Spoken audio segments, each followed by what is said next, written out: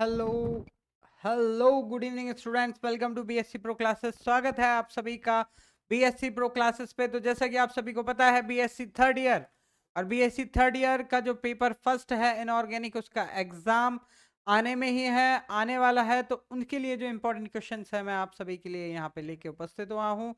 तो मैं आपको बता दूं, जैसे कि फर्स्ट जो हमारी यूनिट है, कठोर एवं मृदु अम्ल व क्षार, hard and soft acid and base. तो यहाँ पे देखिए, पहले तो मैं आप सभी को बता दूं कि जितनी भी हमारी यूनिट है, पूरी जो क्वेश्चंस की पीडीएफ है वो हमारे ऐप पे अवेलेबल है। और हम बात करते हैं जो इससे इसके सारे आंसर, इन सभी के इंपॉर्टेंट क्वेश्चंस के आंसर वीडियो के सहित और विद पीडीएफ आप सभी के पास, आप सभी के ऐप पे अवेलेबल है। अब आप देख लीजिए, बीएससी प्रो क्लासेस ऐप जब आप खोलेंगे तो खुलते ही आपको जो रिवीजन बैच है ये पूरा मिल जाएगा, और बहुत ही हेल्पफुल बैच है। आप सभी को पता है कितना हेल्पफुल है ये। जितने भी स्टूडेंट्स, भारी डिमांड रहती है हमारे पास बच्चों की, और काफ़ी कनेक्शन रहता है हमारा बच्चों के साथ, और काफ़ी सारी जो बच्चों की प्रॉब्लम्स होती हैं जो टॉपिक से रिलेटेड, वो भी हम सब कंसल्ट करते रहते हैं। और देखिए स्टूडेंट्स, ये बहुत हेल्पफुल है आपके लिए। आप जानते ही हैं, अब देखिए मैं सूरज को दिए की रोशनी नहीं दिखाऊंगा। आपको पता है कितना हेल्पफुल है ये सब, आप जानते हैं, आप सब समझदार हैं। अब देखिए यहाँ पे कठोर एवं मृदु अम्ल व क्षार, फर्स्ट यूनिट में बात करता हूं तो hard and soft acid and bases.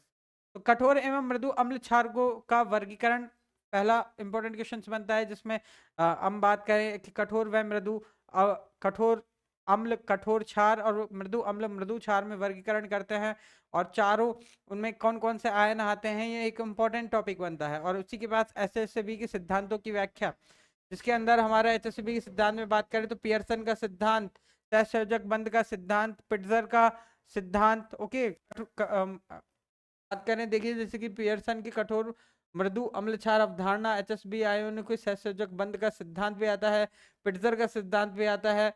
और उसके बाद एक इंपॉर्टेंट क्वेश्चन बनता है, देखो सजीवता।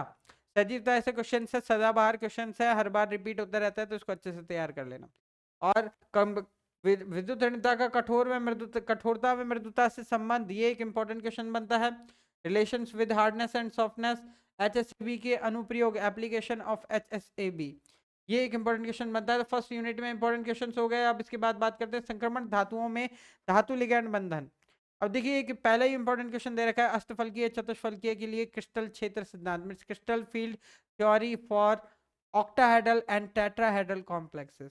एक क्वेश्चन है, जरूर बनता है, निकलता है इससे, आपको तैयार करके रखना है। संयोजकता बंध सिद्धांत, जो कि आप देखिए काफी छोटी क्लासेस में भी पढ़ चुके हैं, और उसके अकॉर्डिंग इसकी क्या लिमिटेशन है वो भी आपको बता रहा है।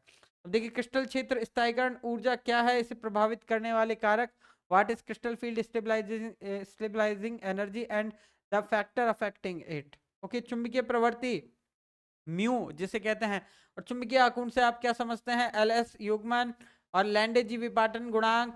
और देखिए इसके साथ ही जो संकुलों में चुंबकीय आघूर्ण में कक्षीय योगदान, तो ये पूरा एक ही टॉपिक है। आप पूरा जैसे एल एस युग्मन, लैंडेजी विपाटन गुणांक, संकुलों के चुंबकीय आघूर्ण में कक्षीय योगदान, अगर ये पूरा रेडी कर लेंगे तो आपको पूरा कॉन्सेप्ट है, एक टॉपिक तैयार कर लिया तो ये तीनों उससे सॉल्व हो जाएंगे। चक्रण मात्र सूत्र, स्पिन फॉर्मूला, संक्रमण तत्वों का चुंबकीय व्यवहार, magnetic property of transition elements.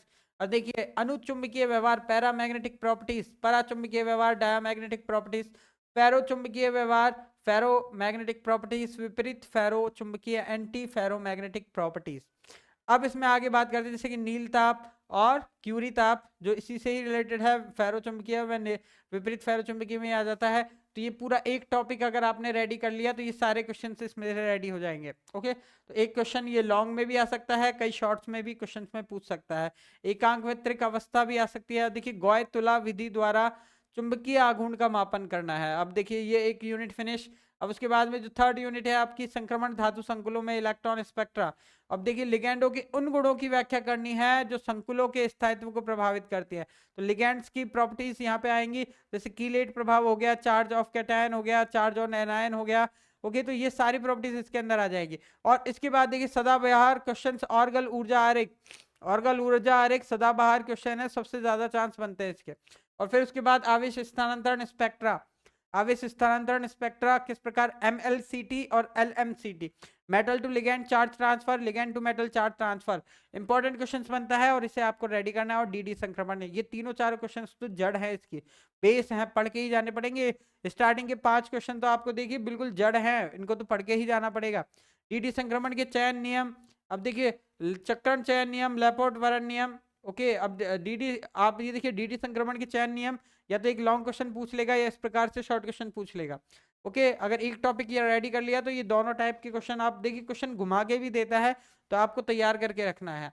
और देखिए संकुल यौगिकों के ऊष्मागतिक स्थायित्व को प्रभावित करने वाले कारक, और देखिए एक इंपॉर्टेंट क्वेश्चन ये भी बनता है। अब देखिए संकुल यौगिकों के स्थायित्व को प्रभावित करने वाले कारक, इसके फैक्टर्स, देखिए संकुल जैसे धातु आयन, और जो कि बात करें ऋण आयन, जो भी अफेक्ट करते हैं वो सारे, या तो आप ये पूरा लॉन्ग रेडी कर लीजिए या फिर ये छोटे छोटे क्वेश्चन हैं ये पूरे इसमें आ जाएंगे। और ऐसे ही क्रिस्टल क्षेत्र स्थायीकरण ऊर्जा भी इसको प्रभावित करती है, तो वो भी एक इसी में ही आता है। और देखिए लिगेंडों के संबंधित कारक भी इसी में ही आते हैं, तो संकुल यौगिकों को स्थायित्व को प्रभावित करने वाले कारक, एक पूरा लॉन्ग टॉपिक आपका यहाँ पे आता है। कीलेट प्रभाव भी इसी में ही सम्मिलित है। और फिर छोटे छोटे क्वेश्चन जैसे ट्रांस प्रभाव, लिगेंडों का क्षारीय सामर्थ्य, लिगेंडों के त्रिविम प्रभाव, ये आप सभी के लिए आते हैं। फिर उसके बाद फोर्थ यूनिट आती है आपकी कार्बधात्विक यौगिक ऑर्गेनोमेटेलिक कंपाउंड। तो यहाँ पे देखिए क्वेश्चन फर्स्ट, तो कार्बधात्विक यौगिक क्या होते हैं, इन्हें कैसे वर्गीकृत किया जाता है। Okay, what are the organometallic compounds and how are they classified. और लिथियम के कार्बधात्विक यौगिक बनाने की विधियां, गुण, संरचना, और जैसे लिथियम है वैसे ही कार्ब मरकरी भी है, इनके यौगिक बनाने की विधियां, गुण व उपयोग। और इसी तरीके से टिन सेकंड और टिन फोर्थ, इनकी संरचना भी अच्छे से पढ़नी है हमको, बनाने की विधियां और इनकी गुण। ओके, और इसी प्रकार टाइटेनियम और इसी प्रकार कार्ब एल्युमिनियम, ये चारों पांच रेडी कर लिए, एक क्वेश्चन तो जरूर से जरूर आता है। और फिर देखिए धातु कार्बोनिल क्या है, इन्हें बनाने की विधियां, और जैसे Fe के कार्बोनिल, निकिल के और क्रोमियम के कार्बोनिल आपको बताने हैं। और धातु एथेनिक संकुल कैसे बनाए जाते हैं, रासायनिक संश्लेषण में इनके अनुप्रयोग लिखिए। तो स्टूडेंट जिन्होंने भी तैयारी नहीं किया है ना, तो ऐसे इंपॉर्टेंट क्वेश्चन है, इनको तैयार कर लेना, जो बिल्कुल आपको 100% एग्जाम में देखने के लिए मिलेंगे। अब देखिए कम से कम इसका देखिए बिल्कुल, अगर आप अच्छे से तैयार करना चाहते हैं तो इसका कम से कम आधा पार्ट तो आप तैयार कर लें, इन इंपॉर्टेंट क्वेश्चंस का आधा पार्ट तो बिल्कुल अच्छे से आप कर लें। ओके, क्योंकि इनमें से एक ना एक क्वेश्चन आपको 100% मिल जाएगा। अब विषमांगी उत्प्रेरक की तुलना में समांगी उत्प्रेरक के क्या लाभ है, तो उत्प्रेरकों की उत्प्रेरकीय गुण हैं उनके, वो पूरे एक्सप्लेन किए गए हैं, हाइड्रोजनेशंस वगैरह सब इंक्लूड किया गया है। 18 इलेक्ट्रॉन नियम पूरा इसी कार्बधात्विक यौगिक का पार्ट है। अब देखिए इसी प्रकार जैव अकार्बनिक रसायन में जैसे सिलिकॉन्स और फास्फाजिन। ओके, सिलिकॉन और फास्फाजिन दोनों इंपॉर्टेंट क्वेश्चन बनते हैं। सिलिकॉन सदाबहार क्वेश्चन है, इनमें से एक ना एक क्वेश्चन आता है। तो पूरे निर्माण की विधियां, संश्लेषण, इनकी संरचना, गुण, वर्गीकरण, तो ये सारे सिलिकॉन्स या फास्फाजिन दोनों में से एक क्वेश्चन तो जनरेट होता ही है। तो आपको दोनों ही अच्छे तरीके से रेडी आप देख लीजिएगा, बिल्कुल दोनों में से कोई भी आप इजी लगे तो एक अच्छे से अच्छे तरीके से तैयार कर लेना है इसमें से। ओके, सिलिकॉन या फास्फाजिन एक क्वेश्चन पक्का। और इसी का ही जो दूसरा पार्ट बनता है वो है bio inorganic compound, means bio inorganic जैव अकार्बनिक तत्व। अब देखिए इसमें जैसे कि तत्वों की भूमिका है, एक सामान्य सी चीज है, अगर आप पूरा रेडी कर लेंगे, रीड कर लेंगे ना, मैंने बिल्कुल एक घंटे की क्लास में पूरा ये सारी टॉपिक्स है, सारे क्वेश्चन जिसने एक घंटे की क्लास देख ली उसके ये सारे क्वेश्चन रेडी है। तो इसलिए मानव शरीर में जैसे कैल्शियम की भूमिका, दांत में एपेटाइट के रूप में कैल्शियम मिलता है, और काफी सारी हड्डियों में कैल्शियम मिलता है। तो ये सारे क्वेश्चन इसमें से ही बनते हैं। देखिए जैव प्रणाली में 4 सूक्ष्म धातुओं की भूमिका लिखिए, सोडियम पोटेशियम पंप और कैल्शियम मैग्नीशियम पंप, और ये सारी चीजें इसमें आती है। जैसे हीमोग्लोबिन, मायोग्लोबिन क्या है, छोटे छोटे क्वेश्चन है। स्ट्रक्चर, और देखिए इनमें स्ट्रक्चर जरूर ध्यान रखिएगा, हीमोग्लोबिन की संरचना कैसी है, मायोग्लोबिन की संरचना कैसी है। और जैसे कि क्लोरोफिल, जैव प्रणाली में मैग्नीशियम की भूमिका, तो मैग्नीशियम बहुत इंपॉर्टेंट है, तो मैग्नीशियम को भी इसमें डिनोट करेंगे। और जैसे नाइट्रोजन यौगीकरण में मॉलिब्डेनम की भूमिका का वर्णन करना है, तो तत्वों की उनकी भूमिका में वर्णन करना है, और सारे इंपॉर्टेंट होते हैं। तो इसलिए मैंने इनमें ज्यादा काटा छाटा नहीं करा है, और एक घंटे की वीडियो में सारी चीजें बताई भी है। तो प्रकृति में नाइट्रोजन में टाइटेनियम किस रूप में प्रेरक की तरह कार्य करता है, जैव प्रणाली में मुख्य एवं सूक्ष्म तत्वों पर एक लेख लिखना है। जैव प्रणाली में देखिए धातु पॉरीफेरिन्स की भूमिका, पोरफायरिन्स जो की बात करें क्लोरोफिल में भी मिलता है, जो पोरफायरिन्स रिंग मिलती है उसमें। ओके, अब देखिए आयरन, मैग्नीशियम, पोरफायरिन संकुलों के नाम भी लिखना है, जैसे कि हेमोग्लोबिन हो गया आपका, क्लोरोफिल हो गया, उनकी स्ट्रक्चर भी पूछ सकता है। और देखिए संक्रमण असंक्रमण तत्व सोडियम पोटेशियम, सोडियम पोटेशियम बहुत आ रहा है। और देखिए 4 ये पूरा टिका हुआ 3-4 चीजों पे, कैल्शियम की भूमिका, सोडियम पोटेशियम पंप, और बात करें क्लोरोफिल और हीमोग्लोबिन की संरचना, ये 4-5 क्वेश्चन आपने रेडी कर लिए ना, ये सारे क्वेश्चन इन्हीं यही फिर के इसमें आ रहे हैं। ओके, पर किस टाइप से पूछेंगे वो आपके इसमें डिनोट करता है ना, किस टाइप से पूछे जाएंगे वो इस फॉर्म में ये होंगे, लेकिन है वो 4-5 ही क्वेश्चन।